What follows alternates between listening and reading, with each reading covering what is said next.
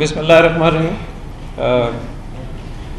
आपको पता है कि अभी हमने ये वजीह स्वाति केस के हवाले से आपसे दरख्वास्त करके प्रेस ब्रीफिंग की बात की है। ऑल्दो के केस अभी ज़ेर तफ्तीश है, इसके हवाले से बहुत ज़्यादा बात हम नहीं करेंगे, लेकिन चूँकि केस एक इम्पॉर्टेंट नोयत का है, आपको पता है कि इसकी इंटरनेशनल रिपोर्टिंग हो रही है, तो हमने ये मुनासिब समझा कि अभी तक जो मालूमात आपके साथ शेयर की जा सकती हैं वो कर दी जाएँ, ताकि आपकी रिपोर्टिंग की रिक्वायरमेंट भी पूरी हो सकें और इस केस की तफ्तीश के हवाले से भी इसमें कोई मसला ना हो। आपको बहुत सारी बेसिक मालूमात आपके पास मौजूद हैं कि 16 अक्टूबर को ये खातून इंग्लैंड से आई थी, इनको इनके शोहर ने रिसीव किया।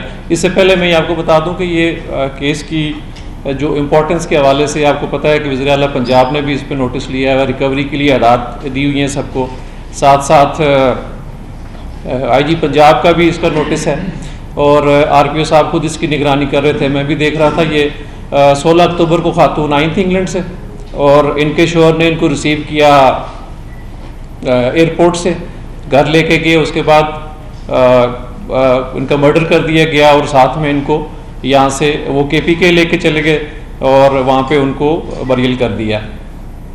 इसमें जो हमारी इन्वेस्टिगेशन टीम्स हैं वो 4 हमारी मुख्तलिफ टीमों ने काम किया है। SSP इन्वेस्टिगेशन के अंडर थी, SP पुठवार के अंडर थी, SP CIA और DSP सिविल लाइन्स के अंडर।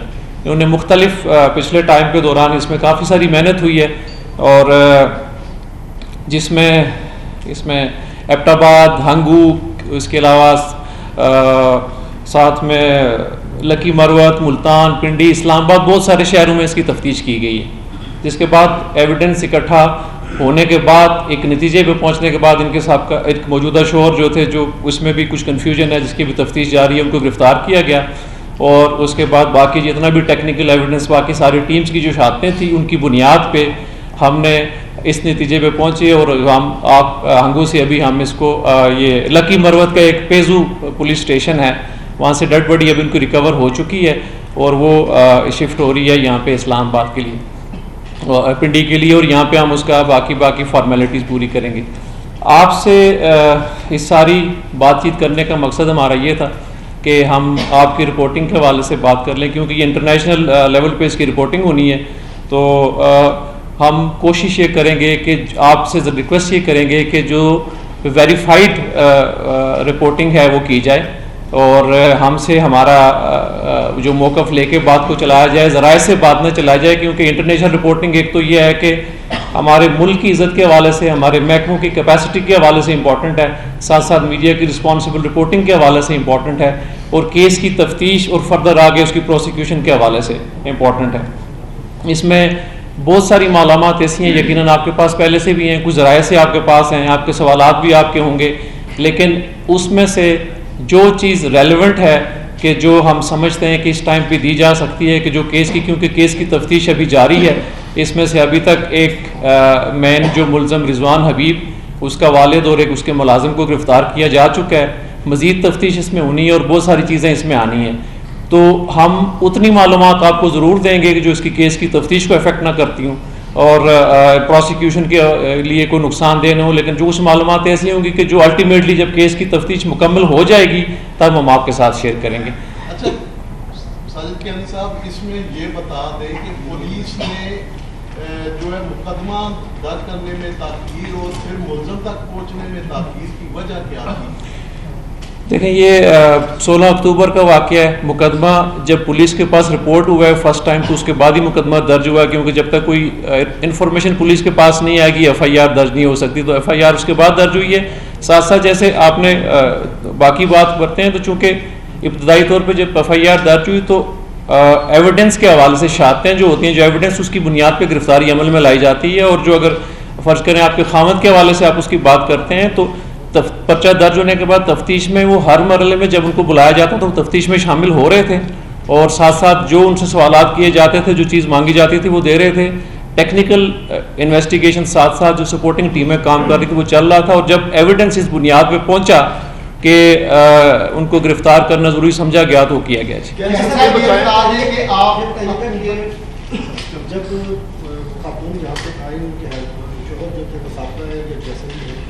उन्होंने क्या कतल तो यहाँ पिंडी में किया, अगर पिंडी में किया तो डेड बॉडी केपी में जाते हुए का रास्ते में किसी जगह पे किया गया, और इसकी वजूहत क्या थी, जायदाद का क्या तराजा था? जी, अभी तक की जो इन्वेस्टिगेशन है उसमें कत्ल यहीं पिंडी में किया गया है। उसके बाद उनकी लाश को वहाँ पे केपी के शिफ्ट किया गया। जायदाद के अलावा कुछ और भी वजूहत हैं जो इस वक्त इन्वेस्टिगेशन के इस मरहले में शायद आपके साथ शेयर करना मुनासिब नहीं है, लेकिन जैसे ही तफ्तीश मुकम्मल होगी वो आपके साथ बिल्कुल शेयर की जाएगी।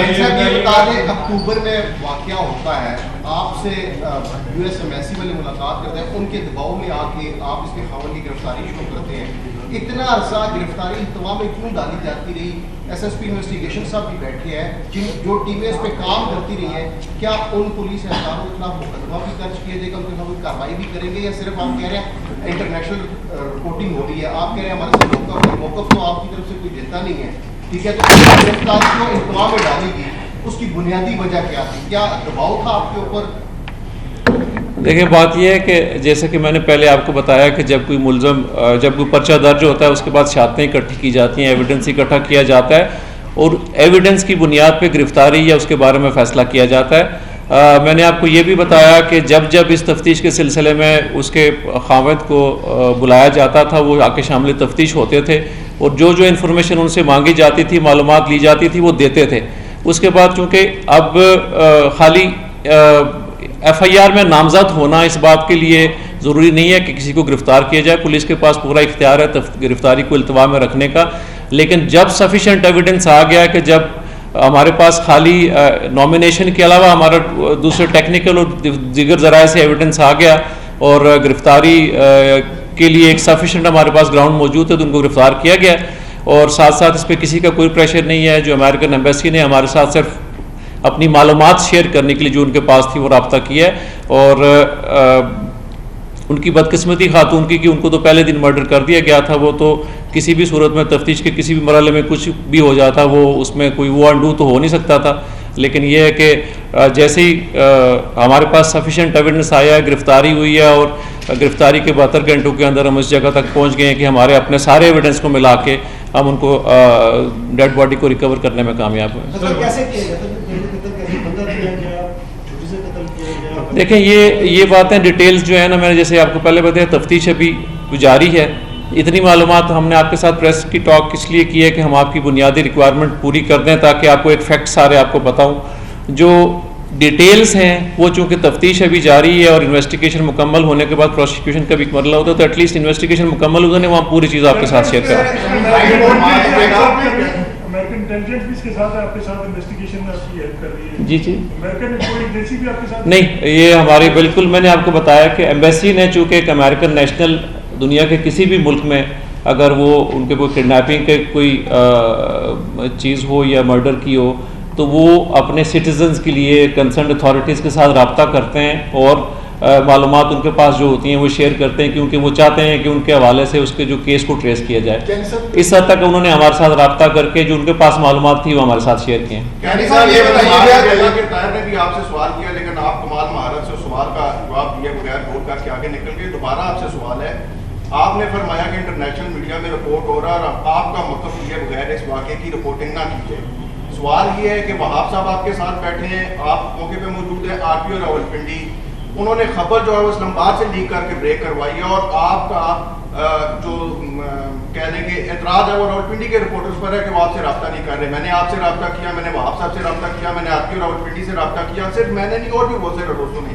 जब आप रावलपिंडी के रिपोर्टरों को एतमाद में ही नहीं लेंगे, आप इन्फॉर्मेशन ही देंगे, आपका PR विंग यहाँ पे बैठने से पूछें, दोनों साहिबान को कॉल की और दोनों इस वाक़े से लाइलम थे, इस तफ्तीश से लाइलम थे, तो फिर कैसे आपसे रब्ता किया जाएगा जब आप रिपोर्टर्स के फ़ोन भी उठाएंगे और खबर लीक की जाएगी इस्लामाबाद के रिपोर्टर को? हमें इस्लामाबाद के रिपोर्टर पे रिपोर्टर को खबर देने पे एतराज़ सिर्फ इस बुनियाद पे है कि आप जियो के रावलपिंडी के रिपोर्टर को दे देते तो हमें खुशी होती है, लेकिन आपके एक अफसर ने बाकायदा फ़ोन करके इस्लामाबाद के रिपोर्टर को खबर दे के फ़ोन करवाई और एतराज़ आप हम पे ठहरा रहे हैं कि हम आपसे पूछ के रिपोर्टिंग करें। जो बात आप कर रहे हैं ना वो यकीनन इस केस की तफ्तीश के मुतालिक या इशू के मुतालिक नहीं है, ये हमारी आपस में जो कम्युनिकेशन चैनल है उसके मुतालिक है कि किसको पहले इन्फॉर्मेशन मिल गई या नहीं मिल गई। हमने आपकी इसी रिक्वायरमेंट को मद्देनज़र रखते हुए ये प्रेस कॉन्फ्रेंस रखी है ताकि सबको एक टाइम पे सारी मालूमात मिले। अगर कोई किसी के पास अपनी इन्फॉर्मेशन किसी भी ज़राए से है, क्योंकि ये एक तफ्तीश है जो पिछले कई दिनों से चल रही है। जो मेन अक्यूज़ है पिछले कई दिनों से अंडर अरेस्ट है। साथ साथ हमने अगर इसको प्रोसेस करके KP तक हम गए हैं तो दरमियान में और बहुत सारे चैनल्स हैं।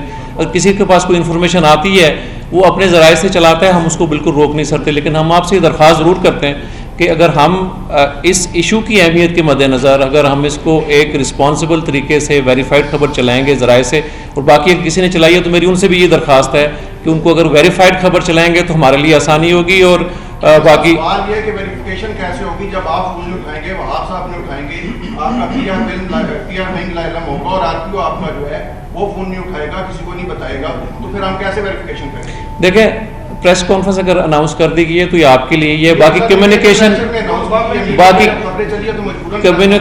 कम्युनिकेशन के मामले में अगर थोड़ी बहुत कमी कुताही है तो उसको इंशाल्लाह ठीक कर लेंगे। 2 नवंबर को ये वाकया जो है इसकी FIR दर्ज हुई उनके बेटे की मुद्दत में, तो 2 माह गुजर गए हैं। उनकी फैमिली का मौक़िफ़ है कि जो उनका वकील है वो मुसलसल राब्ते करता रहा पुलिस से, लेकिन उनको कोई खातिर खा जवाब नहीं मिला। और आज 2 माह बाद जब मीडिया का प्रेशर आया, इंटरनेशनल मीडिया ने इस इशू को उठाया, तो आप मुतरफ हुए। क्या पुलिस की नेग्लिजेंस नहीं है इसमें? देखिए, मैं पहले भी आपको बता रहा हूँ कि जो तफ्तीश का मरला होता है, पर्चा दर्ज होने के बाद एविडेंस इकट्ठा किया जाता है और उसके बाद किसी भी गिरफ्तारी अमल में लाई जाती है और रिकवरी। अब में अगर आपको एफर्ट्स अगर जितनी हमने किए हैं इसके लिए अगर वो मैं आपको गिनवाऊँ तो आपको भी यकीनन लगेगा कि इसमें बहुत सारा टाइम लगता है। और जब सफिशेंट एविडेंस किसी के बारे में भी आता है, जब किसी के FIR है, तो जब शहादतें उसके खिलाफ इकट्ठी हो जाएंगी तो उसको गिरफ्तार किया जाएगा। क्योंकि हमें अगर किसी को पहले दिन गिरफ्तार कर लें, उसके बाद अपना रिमांड पूरा करके जेल चला जाए, रिकवरी ना हो किसी डेड बॉडी की, तो हमारे लिए केस इनकम्प्लीट है और वो प्रॉपर चीज़ नहीं है। तो ये चीज़ें सारी डॉक्यूमेंटेड हैं, रिकॉर्डेड हैं। तफ्तीश जब मुकम्मल हो जाएगी तो हम सारी तफसील आपके साथ शेयर भी करेंगे। ये जो खातून मर्डर हुई है, इसके 3 बच्चे भी हैं, उनकी फैमिली ज़्यादातर बरतानिया में है।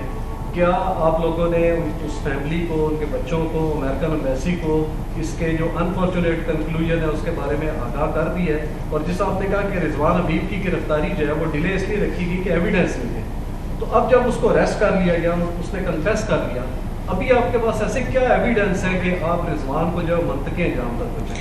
देखें, अगेन कन्फेशन पुलिस के आगे इटसेल्फ कोई बड़ा एविडेंस नहीं है, उसको कोई कानून की नज़र में भी उसकी वैल्यू नहीं है। उसके साथ जो सपोर्टिंग एविडेंस वो चाहिए होता है। उन्होंने खाली कन्फेस ने उसने नहीं किया, बल्कि हमने ढेर सारा एविडेंस जो हमने कलेक्ट किया था, जब उसके साथ कन्फ्रंट किया है तो तब हम रिकवरी तक पहुँचे हैं। तो यहाँ पे इसमें डेड बॉडी चूँकि उनकी पॉइंटेशन पे उनके मुलाजम के घर के कमरे से जो कमरे के अंदर, घर के अंदर फर्श खोद के दफन की गई थी, वहाँ से रिकवर हुई है। तो इसमें ढेर सारा एविडेंस ऐसा है कि जिसको किसी भी स्टेज पर रिबट नहीं किया जा सकता। और बाकी जहाँ तक उनकी फैमिली की बात है तो उनके साथ हम राब्ते में, उनके वकील के थ्रू भी राब्ते में, उनके जो स्टेटमेंट्स, उनके जो मालूमात उनके पास थी वो भी अमेरिकन एम्बेसी के थ्रू, क्योंकि यहाँ मुल्क में नहीं है, तो हमारे तक आ चुकी हैं। और ये सारी चीज़ें हम इसको देख रहे हैं। क्या सर, जो मुद्दई है,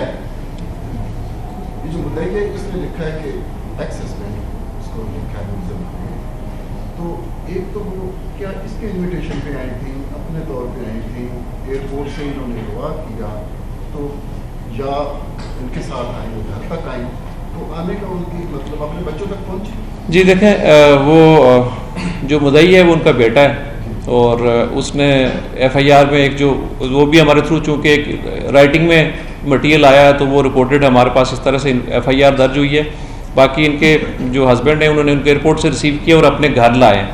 तो कुछ फैक्ट्स हैं जो प्रूव्ड हैं, बाकी 2-3 डिफरेंट तरह के वर्जन थे। उसके लिए जैसा कि मैंने पहले आपको स्टार्ट में बताया था कि चूँकि तफ्तीश अभी जारी है और तफ्तीश के कंक्लूजन तक ये सारी चीज़ें, इसमें से एक्चुअल क्या बात हुई थी वो कंप्लीट हो जाएंगी। ये चूँकि तफ्तीश के दौरान नॉर्मली प्रेस कॉन्फ्रेंस की नहीं जाती, वो कंक्लूजन पे हम करते हैं ताकि तफ्तीश अफेक्ट ना हो। लेकिन चूँकि ये थोड़ा सेंसिटिव केस था, इंटरनेशनली हाईलाइटेड, तो हमने कहा अभी तक के जो फैक्ट्स हैं वो आपके सामने रखें।